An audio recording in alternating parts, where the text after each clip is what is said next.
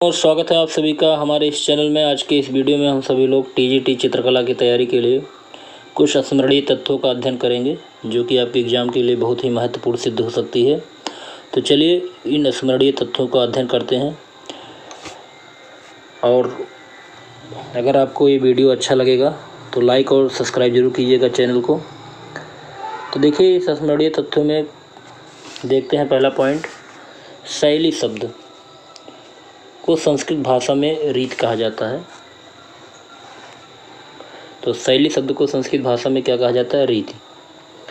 और शैली दो प्रकार की होती है, एक होता है पीरियड स्टाइल या समयावधि शैली और दूसरा होता है निजी या व्यक्तिगत शैली। अगला देखते हैं, अजंता शैली धर्म से आध्यात्मिक संबंधित होने के कारण बौद्ध कला के नाम से भी पुकारा जाता है। इसमें जातक कथाओं से संबंधित अधिक चित्र मिले हैं। तो अजंता शैली जो है वो धर्म से आध्यात्मिक संबंधित होने के कारण बौद्ध कला के नाम से पुकारा जाता है अजंता शैली को, और इसमें जातक कथाओं से संबंधित अधिक चित्र मिलते हैं। अजंता शैली 3 वर्गों में विभक्त है। पहला है वर्णनात्मक, दूसरा है रूप वैदिक और तीसरा है अलंकारिक। तो अजंता शैली के जो चित्र हैं वो 3 वर्गों में विभक्त होकर मिलते हैं, वर्णनात्मक शैली में, रूप वैदिक शैली में और तीसरा अलंकारिक शैली में। अजंता शैली में रेखाएं जो हैं वो गतिमान, सजीव, गोलाई, उभार, कोमलता के साथ साथ रेखाओं में अटूट प्रवाह दिखाई देते हैं अजंता शैली की रेखाओं में। और वहीं देखें अजंता शैली में हरे रंग की छटा निराली है और रंग जो है वो चटकीले हैं। तो अजंता शैली में हरे रंग की जो छटा है वो अत्यंत ही निराली प्रतीत होती है और रंग जो है चटकीले रंगों का प्रयोग किया गया है। आगे देखते हैं, अजंता में रंग सीमित प्रयोग किए गए हैं, जैसे गेरू, रामरच, हिरौंजी, नील काजल तथा चूने से सारा चित्रण किया गया है। तो अजंता शैली में रंग सीमित प्रयोग किए गए हैं। कौन कौन से रंग प्रयोग किए गए हैं? तो गेरू का प्रयोग किया गया है, रामरच का प्रयोग किया गया, हिरौंजी का, नील का, काजल का और चूने से सारा चित्रण किया गया है अजंता शैली में। आगे देखते हैं, अभ्रंश शैली के नामकरण में मतभेद है, इसे जैन शैली भी कहते हैं। तो अभ्रंश शैली का एक दूसरा नाम है जैन शैली। और अभ्रंश शैली के मुख्य विषय जो हैं जैन धर्म तथा वैष्णव धर्म हैं। तो अभ्रंश शैली के मुख्य विषय जैन धर्म तथा वैष्णव धर्म से संबंधित है। आगे देखते हैं, नुकीली नाक, नुकीली लंबी नाक, परवल जैसी आंखें, कानों तक खिंची काजल रेखा अभ्रंश शैली की मुख्य विशेषता है। तो अभ्रंश शैली की मुख्य विशेषता क्या है? अभ्रंश शैली में नुकीली नाक, नुकीली और लंबी नाक प्रदर्शित की जाती है, परवल जैसी आंखें प्रदर्शित की जाती है और कानों तक काजल की रेखा जो है वो खिंची बनाई जाती है। यही अभ्रंश शैली की मुख्य विशेषता है। पाल शैली का जो प्रमुख केंद्र था बंगाल था। इसके अतिरिक्त बिहार और नेपाल में भी पाल शैली से संबंधित चित्र बने हुए हैं। पाल शैली धर्मपाल तथा देवपाल नामक राजाओं के संरक्षण में बनाए गए। तो पाल शैली चित्र जो हैं धर्मपाल और देवपाल नामक राजाओं के संरक्षण में बनाए गए थे। और पाल शैली के जो प्रमुख चित्रकार थे धीमान और उनका पुत्र बितपाल था। कई बार ये प्रश्न पूछा भी गया है, धीमान और बितपाल किस शैली के चित्रकार हैं? तो पाल शैली के चित्रकार हैं। आगे देखते हैं, पाल शैली के अधिकतर चित्र जो हैं वो ताड़पत्रों पर बने हैं। अगला पॉइंट देखते हैं, राजस्थानी शैली। तो राजस्थानी शैली को हिंदू शैली और राजपूत शैली के नाम से जाना जाता है। तो आगे देखते हैं, राजस्थानी शैली केशव, बिहारी लाल, मतीराम, शूर, तुलसी के काव्य, राधा कृष्ण नायिका भेद, रागमालाएं, लोक कथाएं, सामाजिक, धार्मिक जैसे विषयों से संबंधित रही है। आगे देखते हैं, 18वीं शताब्दी में राजस्थानी शैली अपनी उत्कृष्टता पर पहुंच गई थी। बूदी शैली की बात करें तो बूदी शैली के चित्रकारों ने रीतकालीन साहित्य को कला का विषय बनाया। तो रीतकालीन जो साहित्य है उसको कला का विषय बनाया बूदी शैली के चित्रकारों ने, और साथ ही रागमाला, बारहमासा, नायिका भेद तथा विभिन्न ऋतुओं का चित्रण किया। आगे देखते हैं, बूदी शैली के उच्च श्रेणी के चित्र Victoria of Albert museum London में संग्रहित हैं। तो बूदी शैली के जो उच्च श्रेणी के चित्र हैं विक्टोरिया ऑफ अल्बर्ट म्यूजियम में संग्रहित हैं। आगे देखते हैं, प्रारंभिक जो बूदी शैली के चित्र हैं उन चित्रों में मुगल प्रभाव दिखाई देता है। तो अगर पूछा जाता है कि बूदी शैली के चित्रों में किसका प्रभाव दिखाई देता है तो मुगलों का प्रभाव दिखाई देता है। और बूदी शैली जो था 18वीं शताब्दी अपने चरमोत्कर्ष पर था। आगे देखते हैं, बूदी शैली की जो मुख्य विशेषता है, मुखमंडल पर लाल मटियाला रंग बूदी शैली की निजी विशेषता है। क्या है? मुखमंडल पर लाल मटियाला रंग जो है वो बूदी शैली की निजी विशेषता है। आगे देखते हैं, जोधपुर शैली के विषय में बात करते हैं। तो जोधपुर शैली के राधा कृष्ण और ढोला मारू विषयक जैसे चित्र अधिक प्रसिद्ध हुए हैं। राजा मान सिंह के समय सर्वाधिक चित्र जोधपुर शैली में बने हैं। तो राजा मान सिंह के समय के जो सबसे अधिक चित्र जो बने हैं जोधपुर शैली में बने हैं। और वहीं पर देखते हैं, जोधपुर शैली की आकृतियां जो है लंबी एवं मुगल प्रभाव से प्रेरित हैं।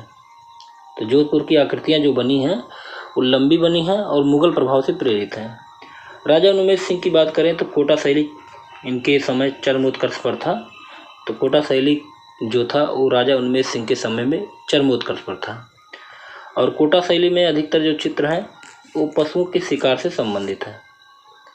आगे देखते हैं, कोटा शैली की पुरुष आकृतियाँ कैसी बनती थी। तो नाटे कद वाली, छोटी छोटी झाड़ियाँ के मध्य कटीली झाड़ियाँ इस शैली की मौलिक पहचान है। आगे देखते हैं, बीकानेर नगर की स्थापना राव बीकोजी ने 1488 ईस्वी में किया था। आगे देखते हैं, अली रजा और उनका एक पुत्र था रुकनुद्दीन। ये दोनों बीकानेर शैली के ही चित्रकार थे और अली रजा तथा उसके पुत्र रुकनुद्दीन ने बीकानेर शैली का भाग प्रशस्त किया था। आगे देखते हैं, बीकानेर शैली का प्रारंभ 17वीं शताब्दी के मध्य माना जाता है और बीकानेर शैली में मुगल संस्कृति की छाप झलकती है। आगे देखते हैं, बरसते मेघ, सारस एवं मिथुनों की उड़ती आकृतियों का अंकन बीकानेर शैली में हुआ है। तो प्रश्न बन सकता है कि बीकानेर शैली में किसका अंकन हुआ है। तो बरसते मेघों का, सारसों का, मिथुनों का, उड़ती आकृतियों का जो अंकन है वो बीकानेर शैली में मिलता है। अधिकांश चित्रकार मुसलमान थे परंतु चित्र हिंदू विषय वस्तु का आधार लेकर बनाए गए, जो कि बीकानेर शैली की विशेषता कही जा सकती है। तो बीकानेर शैली में अधिकांश चित्रकार कैसे थे? वो मुसलमान थे, लेकिन उनका जो चित्रकारों का विषय वस्तु था वो हिंदू के विषय वस्तु को लेकर अपना चित्र का आधार बनाते थे। आगे देखते हैं, किशनगढ़। तो किशनगढ़ नगर की स्थापना राजा किशन सिंह के द्वारा की गई और किशनगढ़ शैली के जो प्रसिद्ध चित्रकार थे निहाल चंद थे। निहाल चंद राजा किशन सिंह के दरबारी चित्रकार थे और प्रसिद्ध बनी ठनी किशनगढ़ शैली का एक विशेष प्रसिद्ध चित्र है। आगे देखते हैं, किशनगढ़ शैली में फुहारे, तैरते सारस, नौका विहार युक्त पक्षियों के झुंड वाला वातावरण चित्रों की एक निजी विशेषता है। आगे देखते हैं, नाथ द्वार शैली की महान देन पिछवाई चित्रण है और नाथ द्वार शैली के संपूर्ण चित्र कृष्ण से संबंधित हैं और श्री कृष्ण के बाल रूप एवं गोवर्धन पर्वत धारण रूप ग्रहण किया है। तो नाथ द्वार शैली का संपूर्ण चित्र जो है कृष्ण से संबंधित है और श्री कृष्ण के बाल रूप एवं गोवर्धन पर्वत धारण के रूप को ग्रहण किया गया है इनके चित्रों में। आगे देखते हैं, श्रीनाथ जी की आकृति जो है वो बनाया गया है, उनका जो कद छोटा और भारी बनाया गया है। नाथ द्वार शैली के कलाकार द्वारा कपड़ों पर बनी पेंटिंग को पिछवाइयों के नाम से भी जाना जाता है। अब आते हैं जयपुर शैली पर। जयपुर शैली का प्रधान केंद्र जयपुर और अजमेर है और जयपुर शैली जो है कछवाहा राजवंशों के संरक्षण में पल्लवित हुई थी। और जयपुर शैली को कछवाहा शैली तथा ढूंढार शैली के नाम से जाना जाता है। आगे देखते हैं जयपुर नगर की स्थापना सवाई जय सिंह ने 1727 ईस्वी में की थी। जयपुर शैली की उत्कृष्ट रूप जो है सवाई प्रताप सिंह के काल में दिखाई देती है। तो जयपुर शैली का जो उत्कृष्ट रूप जो है वो सवाई प्रताप सिंह के काल में दिखाई देती है। और जयपुर शैली मुगल शैली से प्रभावित है। मुगल शैली का परमार्जन ईरानी प्रभाव से हुआ और राजस्थानी व ईरानी शैली के सम्मिश्रण से मुगल शैली का निर्माण हुआ। वेरी इंपॉर्टेंट है, किससे? राजस्थानी और ईरानी शैली का सम्मिश्रण जो हुआ उसी से मुगल शैली का निर्माण हुआ। बाबर ने भारतवर्ष में चित्रकला का बीज रोपा। तो भारत में बाबर ने जो है चित्रकला का बीज रोपा था, जो अकबर, जहांगीर और शाहजहां के समय तक चलता रहा। अब अकबर के समय में अगर देखें तो मुगल चित्रकला का विकास हुआ और जहांगीर के समय में वह अपनी उत्कृष्टता पर पहुंची। शाहजहां के समय चित्रकला में गिरावट आई, परंतु स्थापत्य कला का विकास हुआ था। अब आगे देखते हैं मुगल शैली में प्रायः एक चश्म चेहरे का अंकन हुआ है। तो मुगल शैली की जो विशेषता है वो एक चश्म चेहरे का अंकन हुआ है मुगल शैली में। मुगल शैली में घरेलू जीवन से संबंधित विषयों का अभाव है। मतलब घरेलू से संबंधित विषय मुगल शैली के चित्र के विषय नहीं थे, जबकि सभी चित्र, जिसको व्यक्ति चित्र कहते हैं, इसकी भरमार थी। आगे देखते हैं पर्दाज एक मुगलिया तकनीक है जिसे चेहरे पर छाया प्रकाश का प्रभाव उत्पन्न करने के प्रयोग में किया जाता है। आगे देखते हैं पहाड़ी। तो पहाड़ी चित्रकला के संस्थापक कौन है? राजा संसार चंद्र। और पहाड़ी चित्रकला की खोज किया था मैटकॉफ नामक एक व्यक्ति ने कांगड़ा स्थान पर। तो पहाड़ी चित्रकला की खोज सबसे पहले मैटकॉफ नामक व्यक्ति ने कांगड़ा स्थान पर की थी। आगे देखते हैं गुलेर शैली में नायिका भेदों का चित्रांकन अधिक हुआ है। शैली में नायिका भेद का चित्रांकन अधिक हुआ है। गोल पहाड़ियों एवं कदली वृक्षों का अंकन गुलेर शैली की निजी विशेषता है। अब आगे देखते हैं गुलेर शैली के अंतिम चरण में अत्यधिक प्रभाव कांगड़ा शैली का दिखाई देता है। गुलेर शैली का उदय जो हुआ था हरिपुर गुलेर राज्य में हुआ था। कांगड़ा शैली का जन्म 18वीं शताब्दी के अंत में हुआ था। अब कांगड़ा शैली के 3 प्रमुख केंद्र हैं, वो केंद्र हैं गुलेर, नूरपुर और सुजानपुर। अब आगे आते हैं कांगड़ा शैली संसार चंद्र के समय में कला अपने स्वर्णयुग को प्राप्त हुई। आगे देखते हैं इस शैली के प्रमुख चित्रकार थे मनकू, खुशाला, किशन लाल, फरखू, फत्तू और बसिया। आगे देखते हैं राजस्थानी और मुगल शैलियों का सुंदर मिश्रण कांगड़ा शैली में दिखाई देता है। बसोहली शैली की बात करें तो बसोहली शैली का सर्वश्रेष्ठ संरक्षक और प्रवर्तक राजा जो थे कृपाल पाल को माना जाता है। और बसोहली शैली का जो विषय था वो वैष्णव धर्म था और इसके चित्रों में वैष्णव धर्म के दर्शन होते हैं। बसोहली शैली के चित्रों में नेत्र जो बनते थे विशाल एवं कर्ण स्पर्शी बनते थे। गढ़वाल शैली की बात करें तो गढ़वाल शैली में मौला राम प्रमुख चित्रकार रहा। स्त्रियों के मस्तक पर चंदन का टीका ये गढ़वाल शैली की पहचान थी। आगे देखते हैं कुल्लू शैली का जन्म जो हुआ था राजा जगत सिंह के समय माना जाता है 17वीं शताब्दी में। कुल्लू शैली को प्रकाश में लाने का श्रेय जो है जेसी फ्रेंच को है। तो कुल्लू शैली के जो प्रमुख चित्रकार हैं सजनी एवं भगवान रहे हैं। आगे देखते हैं कुल्लू शैली में पतंग व कबूतर उड़ाती स्त्रियों को चित्रित किया गया है जो इस शैली की पहचान है। मंडी शैली की बात करें तो मंडी शैली लोक जीवन से अत्यधिक प्रभावित रही है और 1750 ईस्वी में मंडी शैली पूर्ण रूप से विकसित हो चुकी थी। और भारी मुखमंडल एवं छोटा कद जो है वो मंडी शैली की प्रमुख विशेषता या प्रमुख पहचान है। चंबा शैली की बात करें तो चंबा शैली में बसोहली, गुलेर एवं सिख शैली का प्रभाव झलकता है। और 19वीं शताब्दी के मध्य चंबा शैली विकसित हुई और चंबा शैली का विकसित रूप दिखाई देता है। चंबा शैली को राजा राज सिंह ने प्रोत्साहित किया था। आगे देखते हैं जम्बू शैली में राजा बलवंत से संबंधित 4 चित्र इसके अतिरिक्त संसार चंद्र एवं घमंड चंद्र के व्यक्ति चित्र प्राप्त होते हैं। तो जम्बू शैली में राजा बलवंत से संबंधित 4 चित्र, संसार चंद्र से संबंधित चित्र और घमंड चंद्र से संबंधित व्यक्ति चित्र प्राप्त होते हैं। जम्बू शैली की बात करें तो जम्बू शैली का जो प्रमुख चित्रकार हो नयन सुख है। दक्कनी शैली के प्रमुख केंद्र बीजापुर, गोलकुंडा एवं अहमदनगर थे।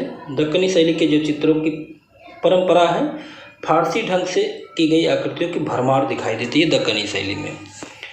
अब आते हैं सिख शैली की बात करें तो सिख शैली अमृतसर, लाहौर के अतिरिक्त ऊना, आनंदपुर, कपूरथला एवं पटियाला से विकसित हुई है। सिख शैली के प्रमुख चित्रकार कौन है? मल्लाराम तथा हरि सिंह हैं, जो पश्चिमी शैली के उस्ताद माने जाते हैं। सिख शैली में जम्बू, नादौन, गुलेर शैली का अनुकरण हुआ है। चलिए आगे देखते हैं।